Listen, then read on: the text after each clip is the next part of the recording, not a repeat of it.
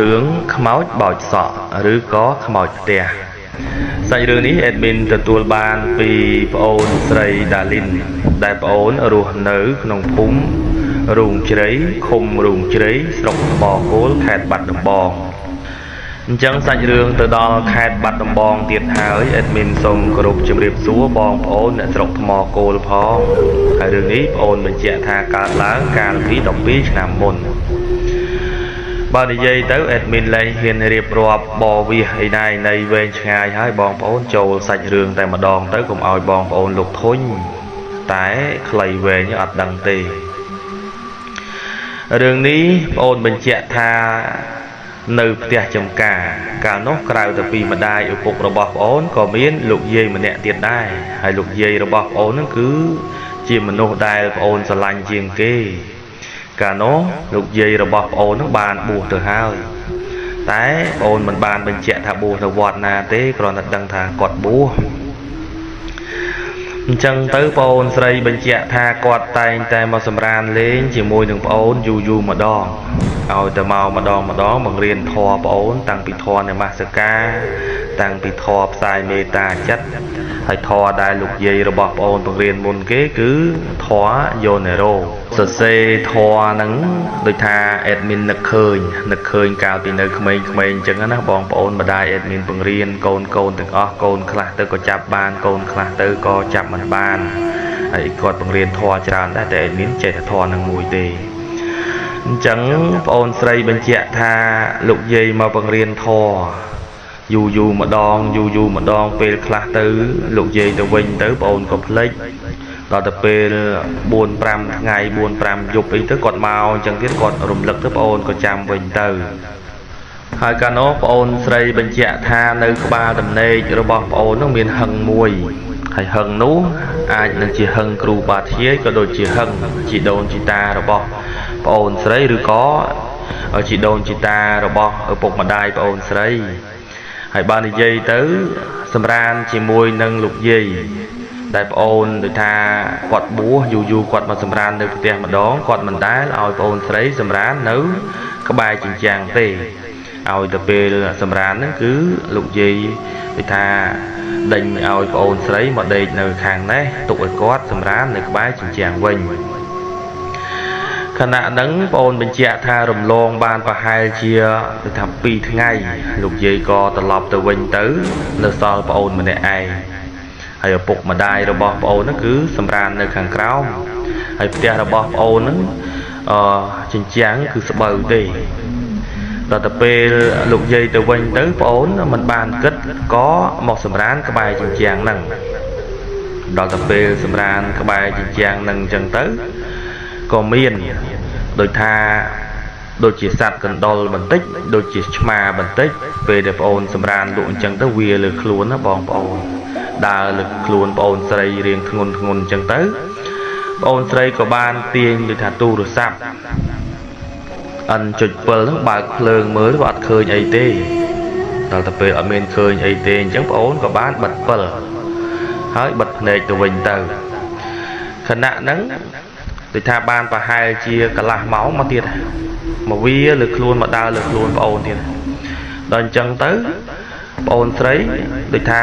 ទាញពិលទូរស័ព្ទចុចមើលអត់មានឃើញអីទៀតដល់ទៅពេលអត់មានឃើញអីទៀតអញ្ចឹងទៅប្អូនបញ្ជាក់ថាក្នុងចិត្តរបស់ប្អូនដូចជារឿងខឹងប្អូនដាលីនហ្នឹងបងប្អូនគាត់រឿងខឹងគ្រាន់តែថារឿងខឹងប៉ុណ្ណឹងស្រាប់តែលូកដៃចេញមកពីជញ្ជាំងខាងក្រៅផ្ទះបោចសក់ប្អូនណាបងប្អូនបោចមកទំហឹងទៅមកទាញសក់ទៅខាងក្រៅជញ្ជាំង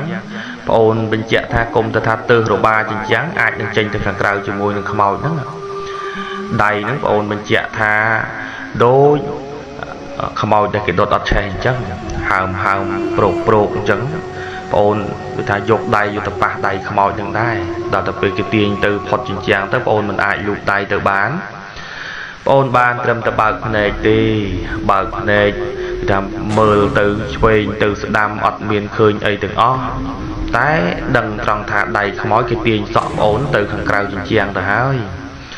ដល់ទៅពេលអញ្ចឹងទៅបងប្អូនហើយនឹកឃើញធម៌តែមោតស័កនឹង3ចប់ទៅគេអត់ទាន់ប្រឡែងទៀត ពីនមោទសៈទៅក៏បានសូត្រធម៌ផ្សាយមេត្តាចិត្តពេលហ្នឹងគេបានត្រឹមថាបន្ធូរទេដល់តែពេលបានត្រឹមបន្ធូរអញ្ចឹងទៅបងអូននឹកឃើញដល់គុណមេត្តាបិតាគុណឪពុកម្ដាយគុណលោកយាយដល់តែពេលនឹកឃើញគុណលោកយាយអញ្ចឹងហើយបូករួមជាមួយនឹងបាលីលោកយាយឲ្យផងនោះខ្មោចហ្នឹងគេក៏លែងទៅដល់តែពេលខ្មោចគេលែងទៅអញ្ចឹងប្អូនស្រីបញ្ជាក់ថាអញ្ចេះពេលដែលគេទាញភ្លាមនឹកឃើញសពគ្រប់អស់ហើយប្រឹងរើតែរើមិនរួចដូចគេសកត់ដែរអញ្ចឹងណាតែនៅលើខ្លួនប្អូនបើកភ្នែកមើលទៅអត់មានឃើញអីទេដឹងត្រឹមតែថាដៃនោះគេមកទាញសក់ប្អូនចេញទៅខាងក្រៅជញ្ជាំងផ្ទះអាហ្នឹងអេដមីននិយាយថយក្រោយដល់តែពេលប្អូនស្រីសូត្រធម៌រួចហើយគេលែងមកវិញអញ្ចឹងទៅប្អូនស្រីនេះគឺស្រែ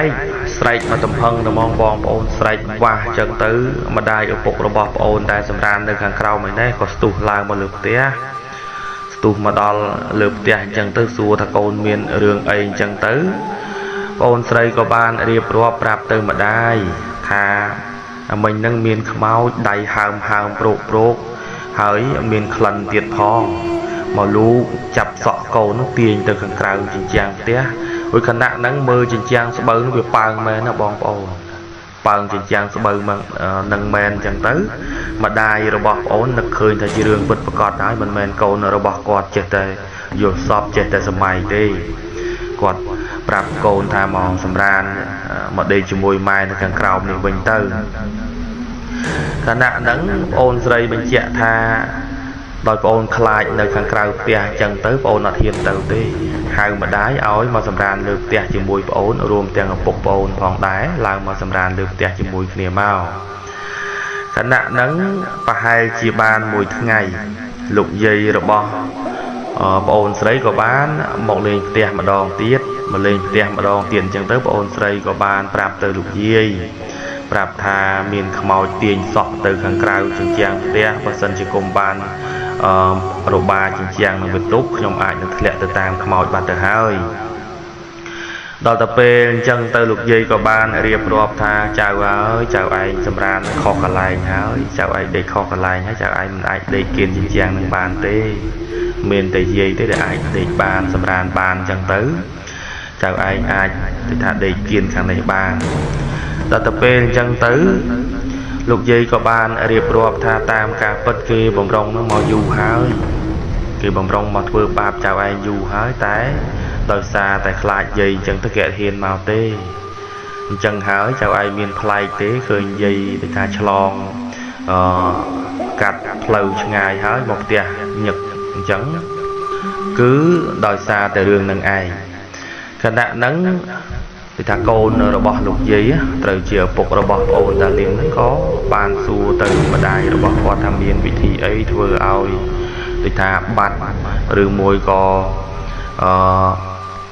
គេមកកុំឲ្យគេមកលងបន្លាចហើយក៏ចង់ដឹងថាគេត្រូវការអីអញ្ចឹងណាខណៈហ្នឹងលោកយាយគាត់បានប្រាប់ថាតាមការពិតគេមិនត្រូវការអីទេគេគ្រាន់តែចង់បន្លាចដើម្បីឲ្យខ្លាចដើម្បីឲ្យភ័យហើយគេនឹងអាចបានសំណែនខ្លះព្រោះថាគេហេវហើយគាត់បញ្ជាក់ថាវិញ្ញាណខ្មោចដែលមកទាញសក់ចៅរបស់គាត់នេះគឺជាវិញ្ញាណខ្មោចអនាថាអញ្ចឹងហើយបានជាអេដមីនប្រាប់បងប្អូនថាបើសិនជាធ្វើទេយទានធ្វើចង្ហាន់ប្រគេនព្រះសង្ឃឬមួយក៏ធ្វើបុណ្យទានកន្លែងណាអីឧទ្ទិសឲ្យពួកគាត់ផងដោយសារតែដូចថាអត់មានសាច់ញាតិអញ្ចឹងណាបងប្អូនស្លាប់ទៅហើយអនាថាមិនដឹងថាទៅឯណាមកឯណាអញ្ចឹងហើយតែងតែលងបន្លាចគេទៅដើម្បីឲ្យគេនឹកឃើញដល់ពួកគាត់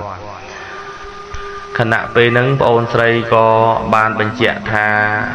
គឺថាឪពុកម្ដាយរបស់ប្អូនស្រីហ្នឹងរៀបចំធ្វើចង្ហាន់ទៅវត្តផងហើយរៀបចំសែនព្រេនផងបើសិនជាតាមសែនព្រេនទៅមិនបានដល់ក៏អាចនឹងផ្ញើតាមព្រះសង្ឃទៅដើម្បីឲ្យដល់វិញ្ញាណអនាថានោះហើយលោកយាយរបស់ប្អូនស្រីនេះក៏បានស្រោចទឹកឲ្យប្អូនស្រីដូចថាកុំឲ្យភ័យកុំឲ្យខ្លាចអញ្ចឹងទៅចាប់ពីពេលហ្នឹងទៅវិញ្ញាណហ្នឹងក៏គេលែងមកលងបន្លាចហើយលោកយាយប្រាប់ថា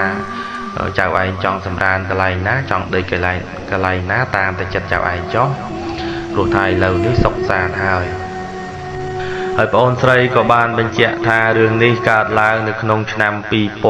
2012ឬក៏ដើមឆ្នាំ2012និងចុងឆ្នាំ2011បើនិយាយទៅនៅចន្លោះគ្នាអញ្ចឹងហើយគិតមកដល់ពេលនេះបងអូនស្រីមានអាយុ23ឆ្នាំហើយអរគុណ admin ដែលគាត់អរគុណ admin អញ្ចឹងបងប្អូនតែឥឡូវនេះសាច់រឿងរបស់បងអូនស្រី admin ធ្វើទៅខុសខ្លះត្រូវខ្លះសង្ឃឹមថាបងអូនស្រីអាចទទួលយកបានដោយសារតែចិត្តគិតអញ្ចឹងតែមាត់នឹងវាថាខុសបើនិយាយទៅខុសមាត់ admin តែហ្មងបងអូនស្រីចង់បន្ទោសឲ្យបន្ទោសមាត់ admin ក៏បន្ទោស admin អញ្ចឹងអរគុណបងប្អូនទាំងអស់គ្នាដែលតែងតែនិយមតាមដានស្ដាប់រឿងពិតស្រុកខ្មែររឿងអ្នកតាឬស័យថ្មីសាច់រឿងនេះ admin ទទួលបានពីបងអូនបូរ៉ាហើយបាននិយាយពីភូមិកំណើតរបស់បងអូនបូរ៉ានៅភូមិឫស្សីថ្មីឃុំចម្ប៉ាស្រុកព្រៃកបាសខេត្តតាកែវទីតាំងគឺនៅមិនឆ្ងាយពី admin ប្រមាណទេ admin នៅខាងឃុំព្រៃកបាសស្រុកព្រៃកបាសខេត្តតាកែវចំណែកបងអូនបូរ៉ានៅខាងឃុំចម្ប៉ាស្រុកព្រៃកបាសខេត្តតាកែវបាននិយាយទៅដូចថាជាប់គ្នាអញ្ចឹងរឿងរន្ធត់របស់ប្អូនបូរ៉ាហ្នឹងគឺកើតឡើងនៅភូមិឫស្សីថ្មីហើយ admin ស្គាល់ភូមិឫស្សីថ្មីហ្នឹងច្បាស់ត្រង់ថា admin ធ្លាប់ទៅទស្សទាយនៅផ្ទះតាចកហើយប្អូនបូរ៉ាប្រហែលជាស្គាល់ហើយតាចកគាត់ជាអ្នកទាយដេញតាមជើងលេខអញ្ចឹងណាកាលនោះ admin និយាយបន្តិចចុះបងប្អូនកុំខ្មាស់ admin ណា admin និយាយតាមត្រង់ធ្លាប់ទៅផ្ទះតាចកហ្នឹងទៅដេញខែឆ្នាំកំណើតរបស់ admin សួរគាត់ថាគូប្រេងរបស់ admin ហ្នឹងគេថាដល់គូពិតប្រកបហ្នឹងនៅអាយុប្រមាណពេលហ្នឹងគាត់ប្រាប់ថានៅអាយុ38គឺថាគាត់មើលតាមថ្ងៃខែឆ្នាំដែលកើតអញ្ចឹងណាអាយុ38នេះគាត់បញ្ជាក់ថាគូប្រេងមកដល់ហើយឥឡូវនេះ admin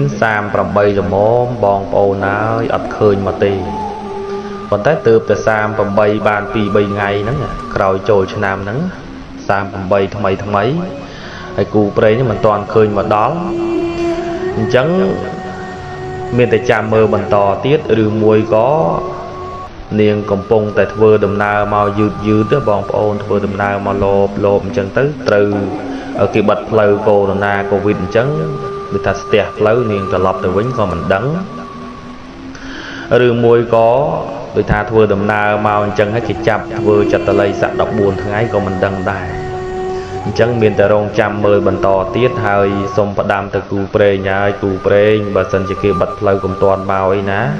មកក្នុងពេលនេះក៏adminអត់ទាន់ទទួលដែរបើសិនជាមក admin នឹងចាប់ឃុំ14ថ្ងៃហើយក្រោយ14ថ្ងៃចាំនិយាយគ្នាទៀតអញ្ចឹងនិយាយរឿងទៅទស្សទាយហ្នឹងចប់ប៉ុណ្ណឹងចុះចូលសាច់រឿងរន្ធត់រឿងរន្ធត់ហ្នឹងកើតឡើងចំពោះប្អូនបូរ៉ានិងបងប្រុសរបស់ប្អូនបូរ៉ានេះឈ្មោះថាវណ្ណៈកាលពីឆ្នាំ2004កាលនោះប្អូនរៀបរាប់ថាដូចថារដូវស្ទូចត្រីរដូវចងសន្ទូចខែស្រែលើពីខែស្រែលើគេចងសន្ទូចគណៈដែលស្រូវហ្នឹងដូចថាវាទៅលាស់ត្រួយថ្មីអញ្ចឹងណាបងប្អូនសន្ទូចហ្នឹងស្រូវលាស់ត្រួយឡើងខៀវថ្មីអញ្ចឹងស្លឹកវារៀងតុនអញ្ចឹងគេនាំគ្នាចងសន្ទូចហើយស្រុក admin ក៏ដូចគ្នាដែរអញ្ចឹងភូមិឃុំជាប់គ្នាប្រពៃនេះមិនខុសគ្នាប្រមាណទេប្អូនពីរនាក់បងវណ្ណៈនេះទៅបានដូចថាយកសន្ទូចននងយកទៅចងរាយក្នុងស្រែផងរាយក្នុងព្រែកផងរួចដល់ទៅពេលរាយក្នុងព្រែកហ្នឹងវាមានដូចថាទាំងសងខាងប៉ុន្តែមកខាងជើងហ្នឹងផ្លូវគេដើរព្រែកហ្នឹងខាងបងភូមិ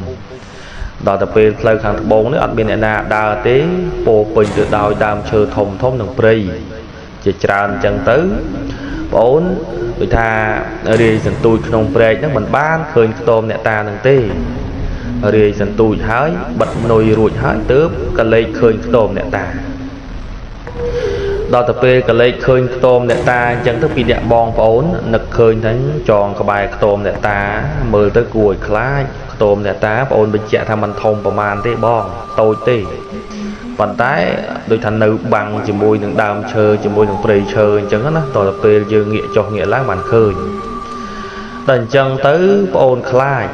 ពីអ្នកបងប្អូននិយាយគ្នាឲ្យថាចងក្បែរខ្ទមអ្នកតាដូចជាមិនទៅស្រួលទេប៉ុន្តែបងប្រុសរបស់ប្អូនបងវណ្ណៈឯនេះប្រាប់ថាមិនអីទេចងក្បែរខ្ទមអ្នកតាត្រីស៊ីច្រើននេះនិយាយលេងអញ្ចឹងបងប្អូនអញ្ចឹងបងអូនបុរាណនេះក៏បាននិយាយតបទៅបងវិញថាអ្នកតាជួយឲ្យត្រីស៊ីឬមួយក៏ត្រីនឹងវានៅក្បែរខ្ទមអ្នកតាពេលហ្នឹងបងអូនវណ្ណៈដែលជាបងរបស់បុរាណប្រាប់ថាអ្នកតាជួយឲ្យស៊ីជួយឲ្យត្រីនឹងវាស៊ីមួយទៅបងអូនបុរាណនិយាយថាវាមិនដែលអ្នកតាយណាទៅបខំមាត់ត្រីឲ្យវាស៊ីសន្ទូចយើងនិយាយមួយពីរបងប្រុសរបស់បងអូននិយាយថាហ៊ានតែមិនឲ្យស៊ីមិនកើតអ្នកតាតែងតែជួយមនុស្សមួយទៅបងអូនបុរាណនិយាយតបទៅវិញនិយាយទៅថានិយាយគ្នាមួយពីរមិនដែលទេអ្នកតាខ្លះក៏ធ្វើបាបមនុស្សដែរដល់ទៅពេលនិយាយចុះនិយាយឡើងអញ្ចឹងទៅប្រហែលជាអ្នកតាដូចថាលោកប្រកាន់ដែរឋានៈហ្នឹងបិទនុយរួចហើយអញ្ចឹងនាំគ្នាពីអ្នកបងប្អូនទៅហូបបាយអញ្ចឹងទៅម៉ោង7 7:08ហ្នឹងក៏នាំគ្នាពីអ្នកបងប្អូនហ្នឹង7ម្នាក់មួយពាក់នឹងក្បាលដើរមកមើលសន្ទូចដល់ទៅពេលដើរមកដល់កន្លែងសន្ទូចហ្នឹងបងអូនបញ្ជាក់ថាបងអើយត្រី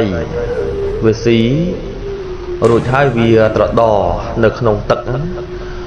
សន្ទូចមួយនៅនងហ្នឹងផ្លែជាង100ហ្នឹងត្រីស៊ីខាងមុខផងខាងក្រោយផងពីអ្នកបងប្អូនដោះតែត្រីហ្នឹងថាតាំងពីម៉ោង8ធ្លាក់ដល់ម៉ោង10ដោះទៅដោះមករួចបើនិយាយទៅមិនមែនថាខ្មោចលងទេត្រីហ្នឹងវាស៊ីមែនស៊ីយកតែមែនតែហ្មងតែអាសន្ទូចដែលចងនៅក្នុងស្រែនោះអត់មានត្រីស៊ីទេ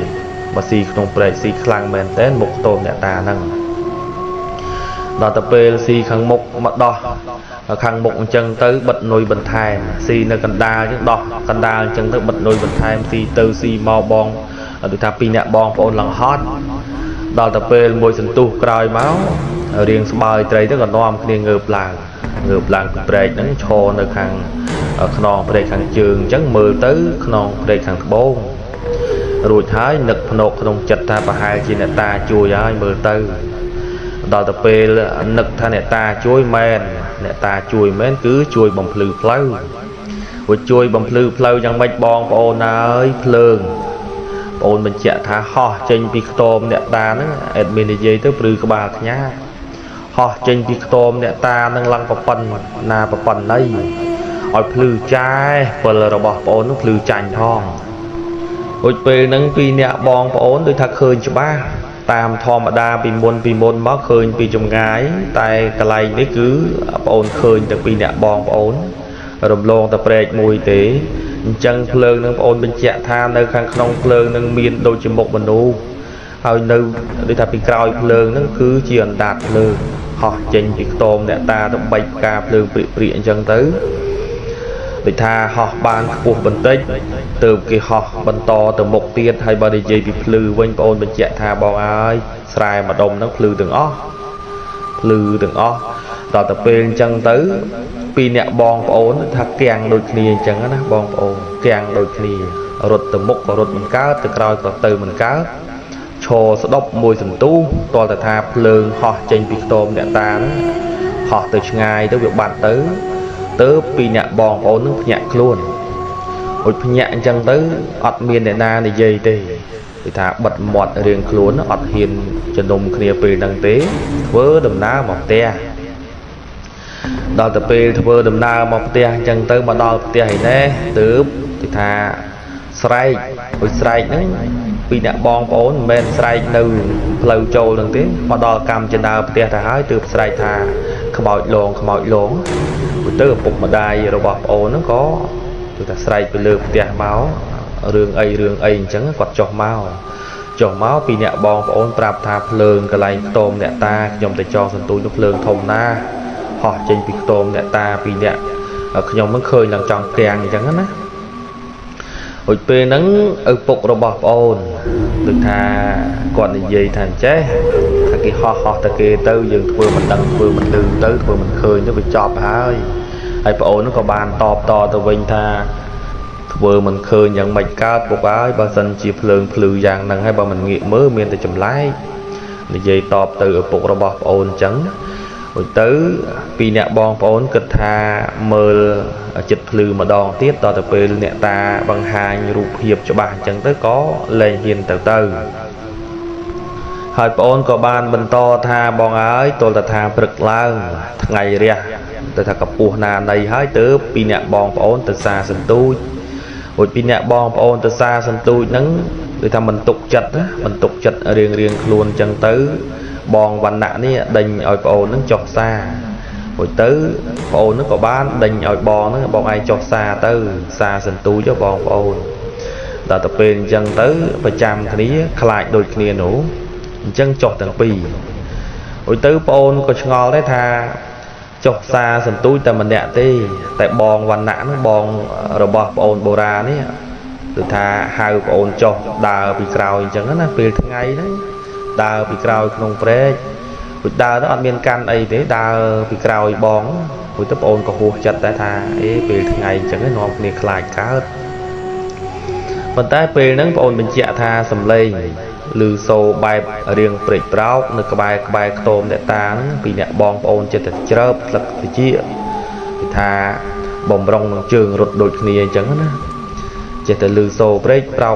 កក្បែរខ្ទមអ្នកតាហូចពីអ្នកបងប្អូនចេះតែងាកចុះងាកឡើងមើលមុខគ្នាងាកចុះងាកឡើងមើលមុខគ្នាដោយភាពមិនទុកចិត្តអញ្ចឹងសាច់រឿងនេះមានតែប៉ុណ្្នឹងទេអេដមីនជួយបន្ថែមបន្តិចត្រង់ថា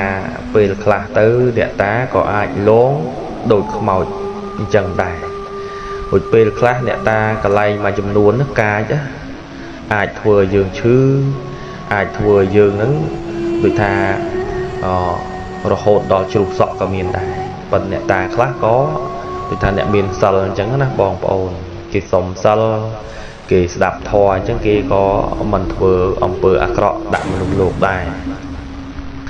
អញ្ចឹងសាច់រឿងនេះមានតែប៉ុណ្្នឹងទេអេដមីនរៀបរាប់ទៅហើយបើសិនជាប្អូនបូរាបានឮហើយសូមជួយខមមិនផងហើយរាល់កំហុសខុសឆ្គងសូមប្អូនអនុគ្រោះដល់អេដមីន